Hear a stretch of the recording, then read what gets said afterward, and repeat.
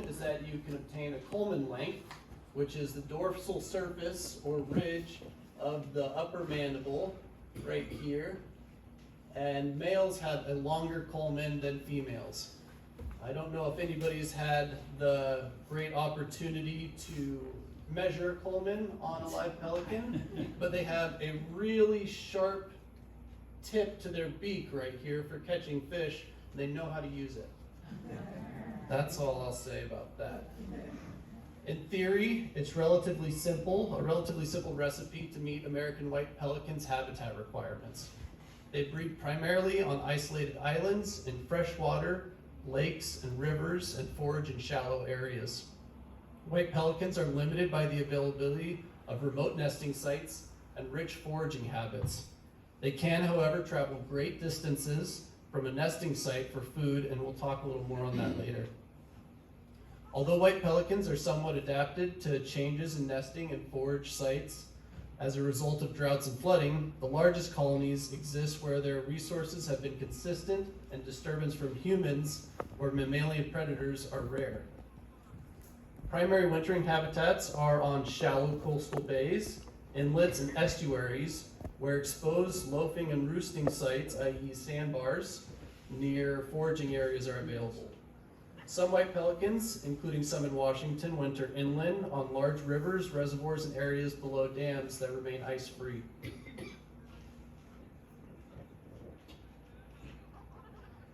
The American white pelican is widespread in much of western and southeastern North America. And it's kind of hard to see on the screen here, but the red denotes breeding areas, or known breeding areas of American white pelicans. The blue are wintering areas, and the yellow are migration areas, so areas where they're transferring between their breeding and their winter areas. It's kind of hard to see on this picture, but if you look all the way down the Baja Peninsula and back up and along these coastal areas, those are all primary wintering areas, especially for the pelicans on the west side of the Continental Divide. On the east side of the Continental Divide, which generally is right here through New Mexico, Colorado, Wyoming, Montana, they migrate down to the southeastern part of the United States and wrap around the Gulf area and into Mexico. So the big question I hear pretty often is, where do the Washington breeding birds come from? And for many breeders in the state, we don't know. That's a big question mark still for us, and there haven't been any banding or marking or telemetry studies on our birds specifically. What we do know, thanks to Van Spell, Stevenson, Fast et al. From work in 2005, is that American white pelicans marked with bands or patagial tags in Stum Lake, British Columbia, right here, and then also in eastern Wyoming and Montana, or I'm sorry, in Northern California, the Klamath National Wildlife Refuge, have been identified in Washington. So that's 13 band encounters from Stum Lake, and then one each from Montana and California. We also know that they have a really strong site fidelity to establish nesting grounds. That banded pelicans in Montana generally return to their natal colony, and movements between Montana colonies is very rare. So where do they go in winter? We just talked a little bit about this, but they favor coastal bays, inlets, estuaries, and they rarely winter inland, although the Salton Sea is one major exception, which hosts 65 to 85% of the western population of American white pelicans. Wow. It's a very important stopover site for American white pelicans. All right, and finally, when do they migrate? So we'll normally see them showing up here in about April, and then typically they'll depart October or earlier. So in Washington, American white pelicans, as I said, arrive in April. Egg laying and incubation occur during late April through May, and young are born in late May and June, with juveniles remaining at the colonies until mid-August.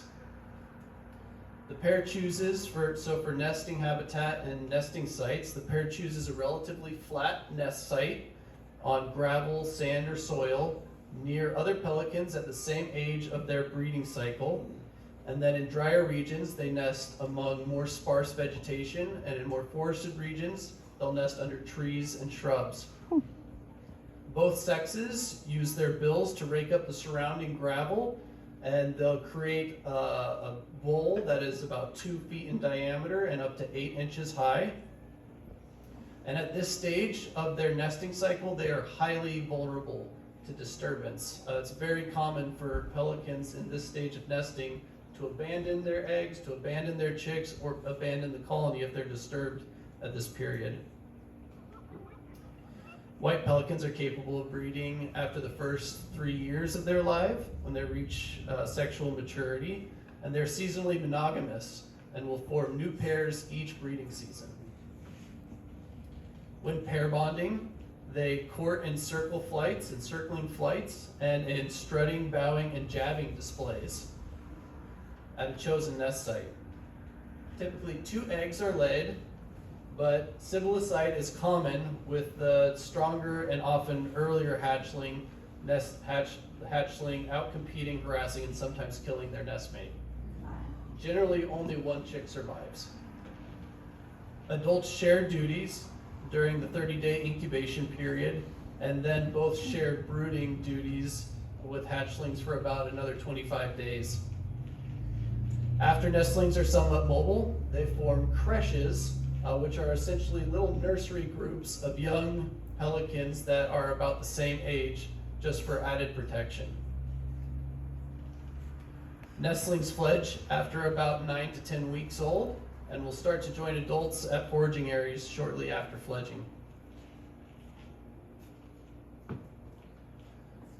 White pelicans catch fish and other aquatic organisms while swimming in small groups and bill dipping.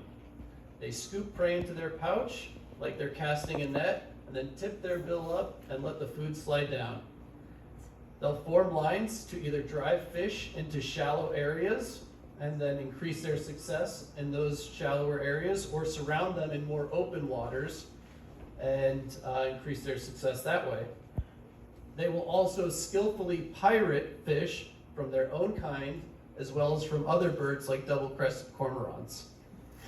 They'll even steal food from a parent on an adjacent nest that has disgorged for its young. So they don't believe in cooties, and they're a little selfish.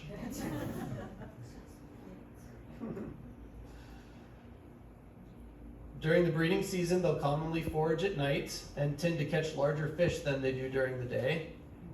And in contrast to this fishing strategy, brown pelicans have a very different foraging strategy and feed on small fish in a spectacular plunge dive. Has anyone ever seen a brown pelican diving for fish? Yeah, it's awesome. It's fun to see shearwaters and other birds, but when you have a bird the size of a brown pelican doing it, it's just a total different experience. White pelicans often forage within 50 kilometers or 31 miles of the colony during the nesting season, but are capable of making long-distance foraging flights in order to find prey fish. They will make use of thermals to travel much longer distances to forage when necessary.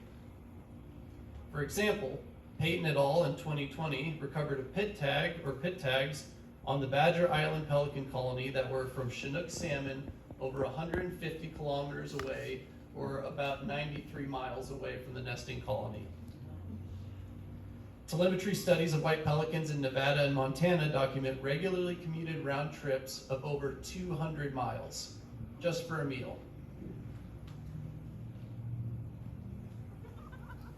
American white pelicans have a highly diverse diet that includes carp, suckers, chub, minnows, pike minnows, tiger salamanders, crayfish, tadpoles, and trout.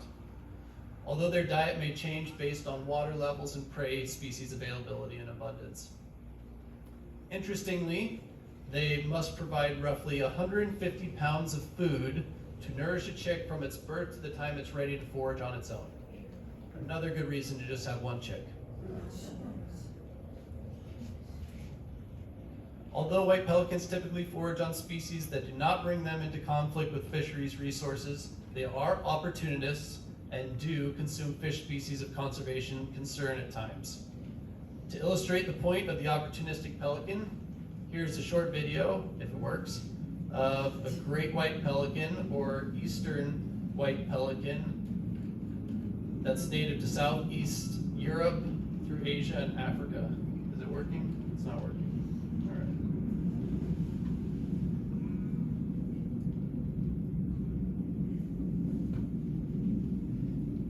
All right. Well, we'll skip that. Sorry, folks. It's a video of a pelican eating a pigeon at a park in a zoo. So generally, if you search the internet long enough, you'll find videos of pelicans sizing up all sorts of potential prey items that might surprise you. And generally speaking, if it fits in the pouch, it's bottoms up. So the bottom line here is that bird depredation on Endangered Species Act listed salmon is a concern in the state. Although other bird species like Caspian terns, double-crested cormorants, and gulls seem to be the primary avian predators of most ESA-listed salmon runs, predation by pelicans seems to be significant for some species and runs, which brings them into conflict with fisheries management and conservation at times. A little more on fisheries impacts. They've been documented feeding on game fishes such as trout and juvenile salmon, particularly when they are concentrated and vulnerable, such as at spawning runs or during juvenile outmigration during passage through hydropower dams at the Columbia River. This is confirmed by pit tags from Chinook salmon detected on Badger Island and at a pelican loafing site just below the John Day Dam. Avian predation and impacts to upriver bright fall Chinook salmon by white pelicans in particular were significant in a 2020 study by Payton et al. White pelicans are also suspected of inflicting wounds on adult sockeye in the Yakima River during predation attempts. To manage this, the Pacific Flyway Council has provided guidance for managing pelican depredation on fish and aims to reduce bird predation on juvenile salmonids, and lamprey by passive non-lethal deterrence and hazing. Some of these actions include perch deterrence and sprinklers that prevent or inhibit flight in areas where fish are vulnerable. Hazing includes pyrotechnics, sound, propane cannons, and lasers. Again, these actions are primarily implemented near dams at hatchery outfalls where predation risk is high. On these pictures here, you'll see Horn Rapids Dam, where they're just waiting for some unwitting fish to pop right over that dam. And here is a fish outflow pipe. So, you can't say they aren't intelligent. So a little bit about their life history. White pelicans typically live 12 to 14 years in the wild, but band returns indicate that white pelicans can live up to over 26 years old based on banding data from Clapp et al. In 1982. In a study by Ryder in 1981, chick survival was 59% from fledging through the first year, which is not too surprising. The first year for most birds is really rough. Many of them don't make it. But there's a huge jump when they make it to their second year, even more so than the adults. Maybe it's because they don't have any kids, they don't have to worry about any of that stuff, they're just taking care of themselves, but they tend to, more of them live through this stage than the adults and the young. When they are reach sexual maturity and are 3 years or older, they have an average survivorship of 82%. Here's a quick overview of some sources of pelican mortality, present and past. We're going to discuss some more of the more recent threats to white pelicans a little later. One of the biggest threats for them is severe weather. So prolonged cold, wet, and windy conditions, especially for younger nestlings, can dramatically affect chick survival. Cold weather and hailstorms resulted in over 50% mortality of the chicks at the Medicine Lake National Wildlife Refuge in Montana in 1940, 1954, and 1993, 3 separate events with over 50% mortality. These types of issues are exacerbated by climate change. Disease is also a major issue for white pelicans. We're going to go into more depth for some other diseases, but Since March of 2022, 4 American white pelican carcasses were collected throughout the state and tested for avian influenza, and only one has come back positive for H5N1. It was a carcass from Walla Walla County. We also collected a carcass from Padilla Bay and one from Deer Lagoon. Both of those tested negative for avian influenza, and this was in 2022. There's still a lot of impacts from diseases we don't know about. I'm personally interested and curious about the impacts of cyanobacteria and harmful algal blooms, which seem to be a growing concern in the shallow and warm waters pelicans like to occupy. Collision is another factor, often associated with unmarked utility lines near or across waters. Contaminants is a major historic concern and still continues to be a concern to this day. The historic use of DDT has not been an issue since its banned in 1972, but was a major contributor to their earlier downfall. Agricultural runoff, sewage, and many other things are still concerned, especially in some wintering and migration stopover habitats. Predation is rare as a source of adult mortality, but it can be a major factor when associated with disturbance at breeding sites, especially for young hatchlings. Gulls and common ravens can take eggs, whereas great horned owls, bald eagles, and black-crowned night herons can take young pelicans. Terrestrial predators are typically only a problem outside of island breeding areas or whenever water levels fall low enough to allow a land bridge to their islands. Shooting was a historically significant source of adult mortality, but may no longer be a major factor in the United States due to increased legal protections like the Migratory Bird Treaty Act and state protections. Disturbance, whether by predator or human, remains an impediment to the population growth and establishment. In addition to facilitating egg and chick predation by gulls, human disturbance, whether by foot or airplane or boat, can cause pelicans to abandon nests or entire colonies or breeding seasons. And there have been multiple examples of this in our very own state. Now, I wouldn't be much of a government wonk if I didn't at least briefly discuss protection status and some administrative code. So starting with the federal laws, American white pelicans are protected by the Migratory Bird Treaty Act, but not by the Endangered Species Act. In the state, they were state listed as endangered in 1981 in response to declining populations associated with habitat loss, persecution, and pesticide contaminants, especially DDT. Recovery from the pre-1970 declines and an estimate of 50,400 breeding adults in colonies west of the Continental Divide led to state downlisting to threatened in 2017. Currently, white pelicans are listed as sensitive in Washington, and as of 2022, the definition for sensitive is a species that is vulnerable or declining and is likely to become endangered or threatened in a significant portion of its range within the state without cooperative management and removal of threats. Protection from take by state law.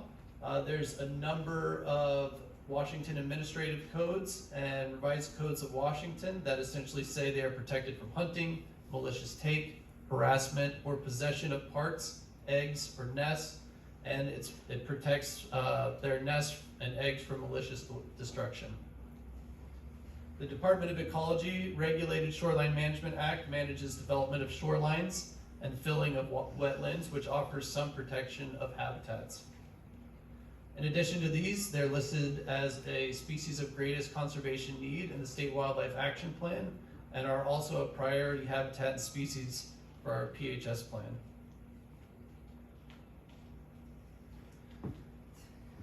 White pelicans experienced range-wide declines in the 19th to 20th century due to water projects, persecution, feather trade, and pesticides. For example, a loss of approximately 90% of wetland habitat in California led to the reduction from 11 known colonies in the 19th century to only one colony in 1932. Reclamation projects in the Klamath Basin that made Clear Lake more suitable for nesting also destroyed major breeding colonies at nearby Tool Lake and Lower Klamath Lake. Historically, and to a lesser extent now, white pelicans have been shot for sport, feathers, and to alleviate suspected impacts to fisheries. Studies have clearly shown that white pelicans seldomly prey on the same fish sought by people, but adult pelicans have still been shot, young pelicans clubbed, and eggs destroyed in an attempt to protect fisheries. During the 1920s, pelicans were even shot and eggs destroyed in Yellowstone National Park. Between 1930 and 1966, the total breeding population was estimated at 30,000 to 45,000 in North America. The species was placed on the National Audubon Society Blue List in 1972 due to the vulnerability of the colonies. Pre-European settlement, American white pelicans in Washington were noted by Lewis and Clark on the Columbia, and in 1805, and other early explorers reported white pelicans in abundance. Go figure. White pelicans historically nested in eastern Washington at Moses Lake, possibly Sprague Lake, and perhaps a few other lakes. The first published record of nesting was Washington in 1926 at Moses Lake in Grant County, and that colony may have persisted through the 1930s. Motzbacher in 1984 noted that a longtime resident recalled that up to 500 pelicans were present seasonally at Moses Lake from 1902 to the 1940s. He also listed 4 additional sites where pelicans may have once established, including Sprague Lake, Coffee Pot Lake, and Colotis Lake, and then also the mouth of the Snake River. Sadly, American white pelicans were completely extirpated from Washington state in the 1940s through 1993. Thankfully, in 1994, a breeding colony of white pelicans established on Crescent Lake in Walla Walla County. Hooray! The island was part of McNairy National Wildlife Refuge and was constructed in 1985 for nesting birds in the Columbia River. It consists of approximately 7.5 acres with a mix of dense shrubs and bare ground, and was created from dredged materials in 1985. In 1997, pelicans began nesting on nearby Badger Island, also in McNairy National Wildlife Refuge, and stopped nesting on Crescent Island after 1998. So here is Badger Island. Here's a bunch of pelicans nesting. And then just south of it, that's Crescent Island where they moved from. So they got a little more space and moved on up the river. Badger Island, located on, skip that. The island is closed to the public to control human disturbance to nesting pelicans. Now, since it was closed, the colony has grown to over 2,500 individual breeding pairs. And then if you look at the chart here, the number of white pelicans counted in aerial photos of the Badger Island colony based on high-resolution photos from fixed-wing or drone aircraft. Increases after 2014 may reflect an influx in birds from the Malheur Lake area. They were going through a drought and didn't have any water, so we suspect that our increase for these time periods was from the Malheur birds moving over. There was no nesting there from 2015 through 2018. If you're curious about this 1.5 here, that's our correction factor for birds that may be out foraging and weren't available to count at the time of the photograph. Now over 1,000 non-breeding pelicans have been documented here as well. Now let's zoom out a little bit to the western population. This regional population includes birds mostly on the west side of the Continental Divide, based on migratory behavior and other factors like habitat, diet, etc. The western population also includes colonies at Yellowstone Lake, Wyoming, as well as Canyon Ferry and Arod Lakes in Montana. A genetic assessment of these two east and west populations have not resulted in support to separate these groups into subspecies like brown pelicans, where they have a Pacific subspecies and an Atlantic subspecies along with others further south. There are examples of pelicans crossing this imaginary line, although it seems to be the exception and not the rule. So here's the line that's crossing through western versus eastern populations that generally runs along the Continental Divide. In the late 19th century, there may have been upwards of 60,000 breeding birds at 23 to 24 colonies in the western states. California alone may have hosted over 20,000 pairs. But by the late 1970s, the western population was only at about 16,000 birds in 5 to 8 colonies. Since the 1980s, the western population has increased substantially and several new colonies have formed.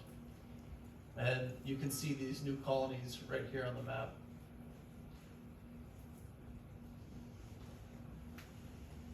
The 2018 western population estimate was 50,402 breeding adults at 17 colonies.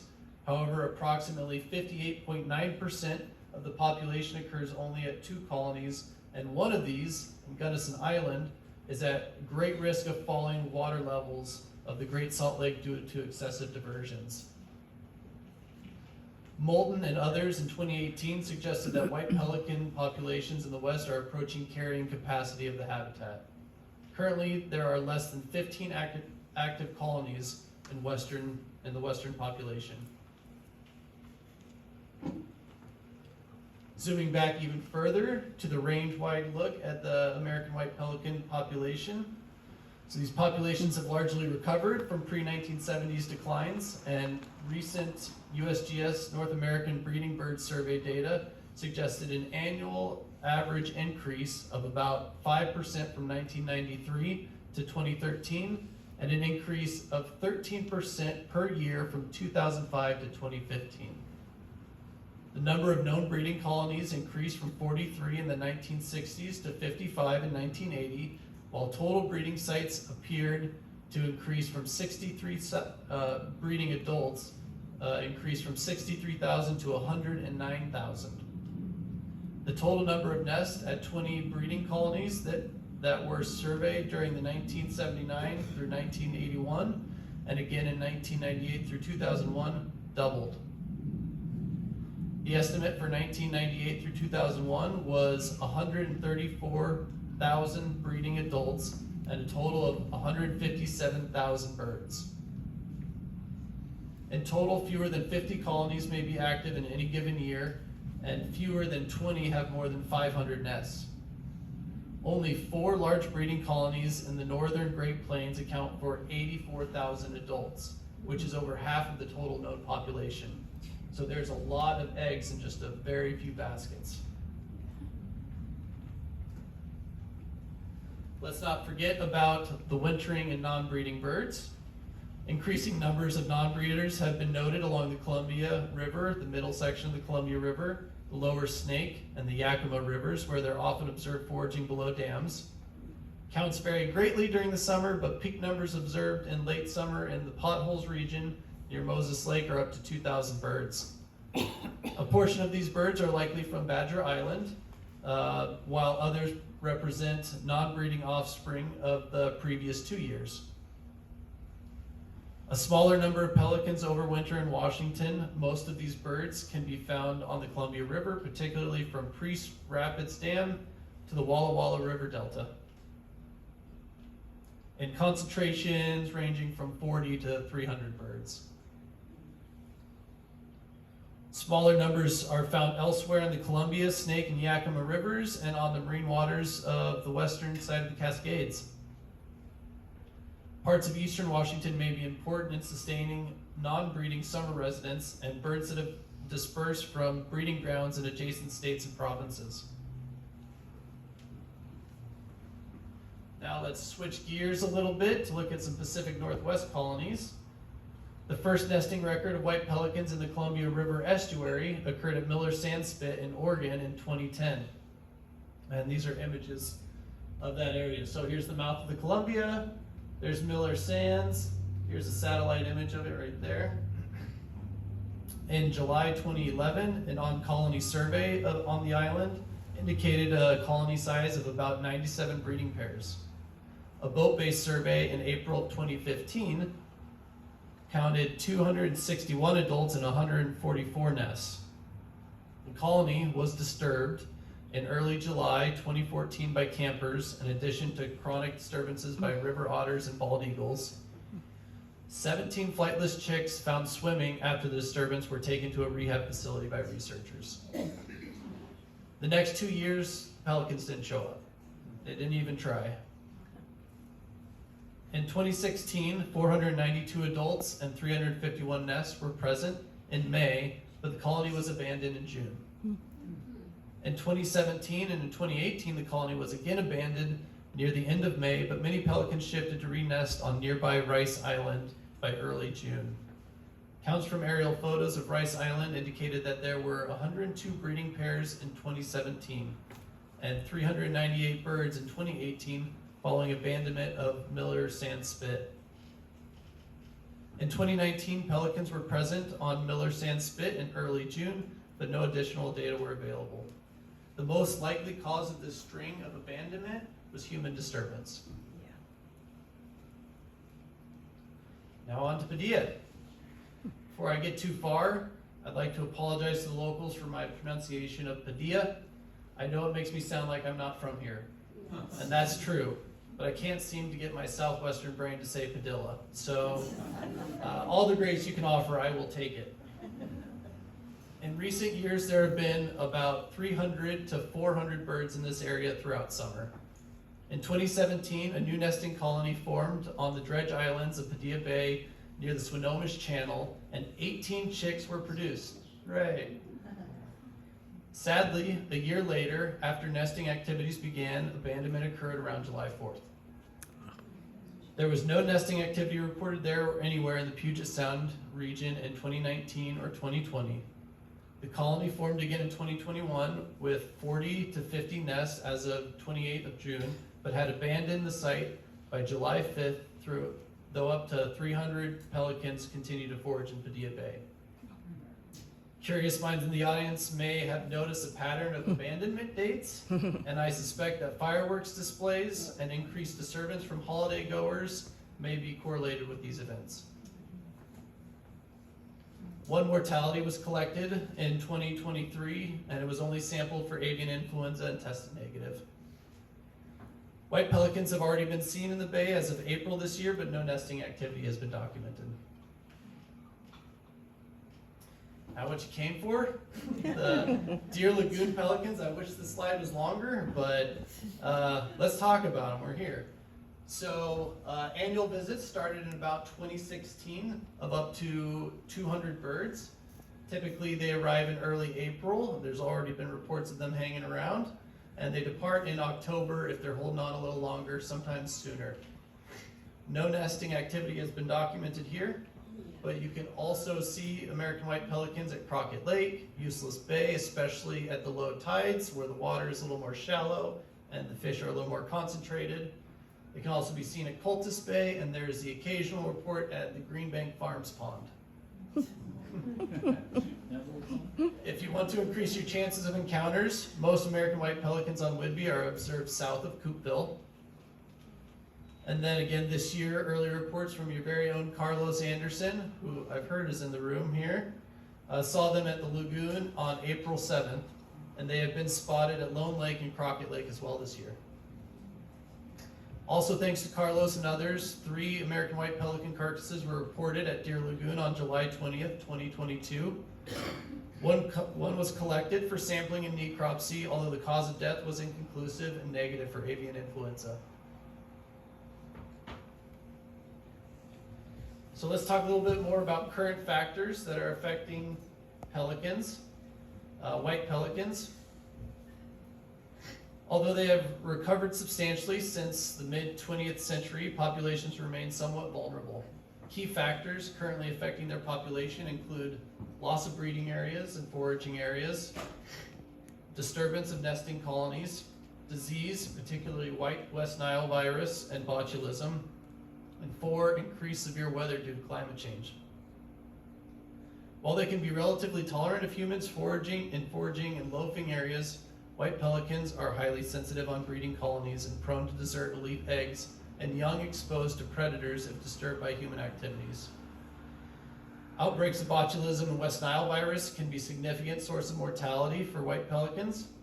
Since 1980, numerous outbreaks of avian botulism type C have resulted in large-scale white pelican mortality events and die-offs. Outbreaks of botulism are somewhat unpredictable, but are often associated with low water levels, high surface temperatures, and abundant filamentous algae. In 1996, botulism killed 8,500 pelicans in the Salton Sea. West Nile virus-associated deaths of white pelican chicks were reported at various nesting colonies after 2002.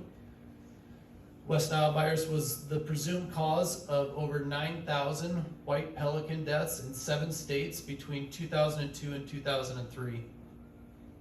In Washington, West Nile virus was documented in a pelican from Potholes Reservoir in the fall of 2010. The continued competing demand for water for agriculture, urban, and fishery uses may be the greatest long-term threat to white pelicans.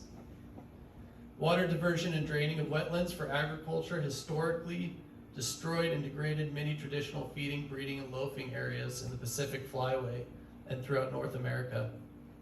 Allocation of water continues to be a contentious issue in the western states because water resources are limited and droughts intensify conflicts. Unsuitable or unsustainable pumping of water from aquifers may affect surface water bodies used by pelicans for foraging if drought becomes more common. Lower waters can affect or eliminate pelican nesting at colonies by exposing land bridges, and it can also lead to unpredictable water levels that can cause flooding of nests, eggs, or hatchlings. Even in an age where the harmful effects of pesticides and contaminants are much better understood, they remain an issue for many wildlife species, including white pelicans. As we discussed earlier, the Salton Sea is an important migration stopover and wintering site for American white pelicans. Water quality there is affected by agriculture runoff, industrial pollution, sewage, rising salinity and selenium levels, and botulism. Bioaccumulation of mercury and selenium can be an issue of concern for fish-eating birds. Many wetlands in the arid west are affected by mercury or selenium, and insecticides, fertilizers, and other agricultural pollutants. Population increases for white pelicans since 1980 have followed a slow decrease of persistent insecticide residues in the environment and white pelican tissues. So we know that having less DDT and pesticides in the system leads to more pelicans. White pelican colonies in the northern Great Plains may be experiencing population level effects attributed to impacts from climate change. Moulton and others in 2018 noted that the median latitude of colonies active since 2010 has shifted northwards 114 kilometers, or greater than 70 miles, compared to colonies active up through the 1960s. Spring arrival of pelicans at Chase Lake National Wildlife Refuge in North Dakota has advanced approximately 16 days over a period of 44 years. Some might think, so what, a couple of weeks? It's not all that much. Well, the earlier timing of pelican arrival has resulted in more frequent and severe losses of chicks due to unpredictable and severe weather events. So the earlier they get there, the more they're subject to these unpredictable events, and more likely they are to lose the single clutch they lay each year. Cold and wet water and severe storms resulted in the death of 1,000 chicks in 2005 and 2008 at colonies in northern plains. And climate change that may involve higher summer temperatures, prolonged dry periods, and lower lake levels may increase the frequency of botulism outbreaks. I'll talk a little bit about management activities that are led by a community. Few of these are led by WDFW due to capacity limitations and work planning prioritization, but funding is provided to support a number of these monitoring efforts. In 2018, the Pacific Flyway Council committed to monitoring and coordinating range-wide nesting colonies with surveys conducted at least 2 consecutive years, and then repeating the surveys after a 2-year hiatus until 2026. This is a collaborative project between Oregon State University, Real-Time Research Incorporated, and the USGS. Research on predation by birds on salmonids with funding from the Army Corps of Engineers and Bonneville Power Administration is ongoing. And Badger Island Colony is monitored by periodic boat-based counts, and high-resolution vertical aerial photographs are taken each year during the incubation period as an index to colony size. Padilla Bay is periodically monitored during the nesting season by sphenomish biologists as well as WDFW regional biologists. And then we conduct mortality investigations as they arise. No other management or research is underway in Washington, but multiple projects have been conducted elsewhere to monitor major colonies, document movement patterns, and investigate genetics and factors affecting white pelicans. So conclusions here, white pelicans have increased in Washington, so that's great news. Badger Island colony has increased to greater than 2,000 pairs. There's a new smaller colony that we talked about at Miller Sand Spit in Oregon, and in Oregon and Lower Columbia, and possibly at Padilla Bay. There are still fisheries conflicts, but Washington still consistently hosts only one colony of American white pelicans, and they're all sensitive to disturbance monitoring, so monitoring should continue. So what can you do to help white pelicans in Washington? Glad you asked. Both white and brown parent pelicans are listed as species of greatest conservation need in the state, and there are priorities for occurrence data collection, so be sure to support all of your observations on our reporting tool. These data are used to inform management decisions as well as inform county planning and development projects.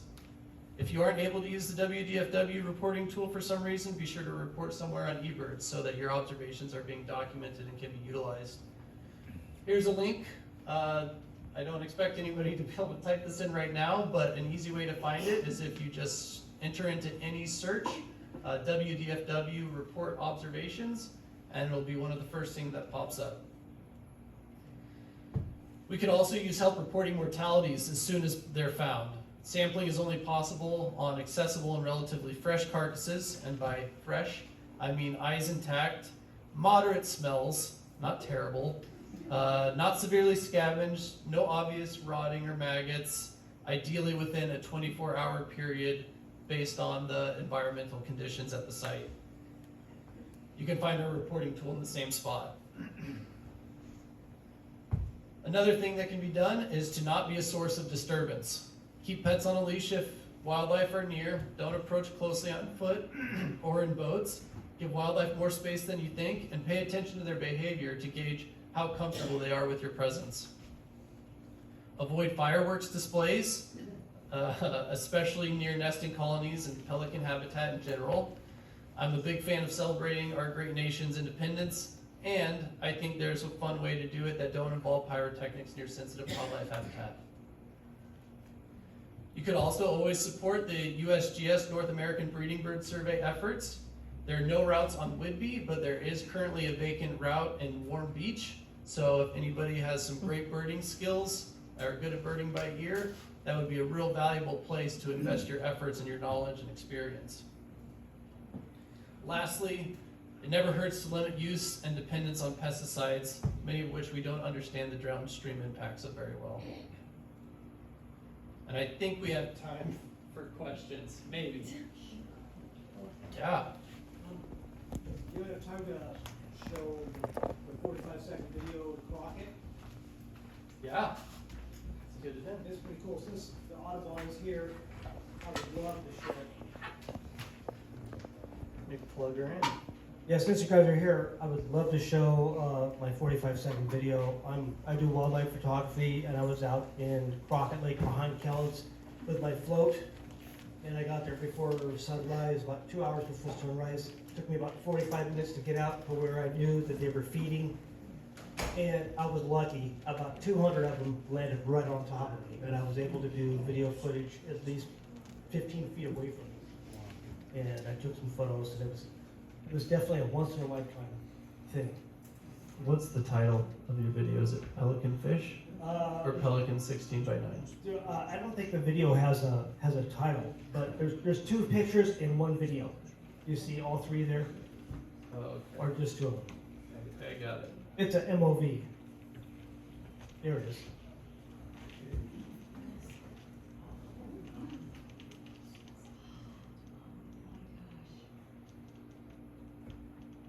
Go.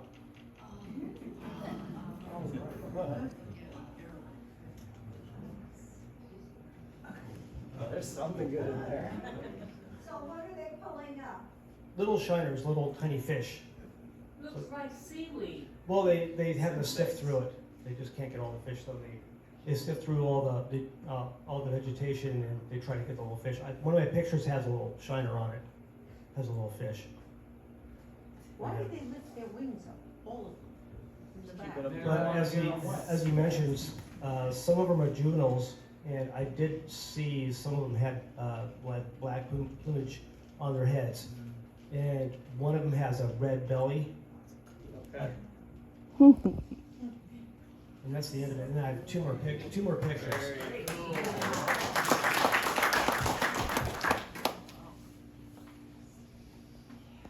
I was at Deer Lagoon block and I saw white bird way on the west of me as far as you could go. It's not far as the road. And I thought they were swans, but I'll bet they were. Yeah. They said. Yeah, Most likely. timing wise, Didn't have to not to listen. they'd be pelicans, That eh? answers that question for me. Thank you. Great. I don't think I've ever seen that close up of a fish in a pelican's mouth. I got lucky. I mean, luckily I had 3D camouflage on top of my float, so I looked like a little island. Sometimes when I'm photographing, I get terns and other shorebirds. They're walking on top of my head, and I can hear them squawking or doing whatever they're doing. I'll pull up the other one for you.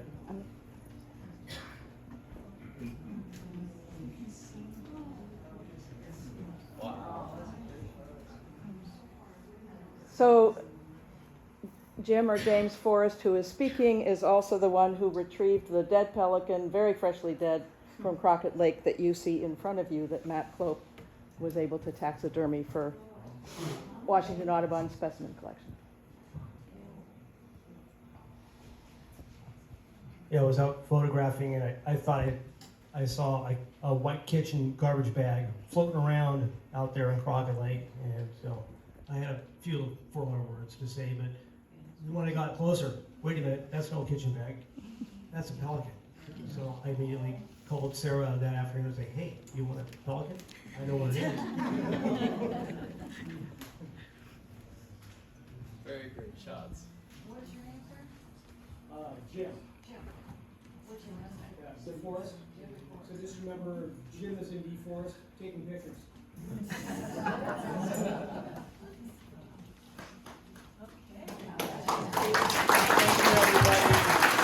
Thank you for suffering through the technical difficulties. Appreciate it. Wonderful crowd.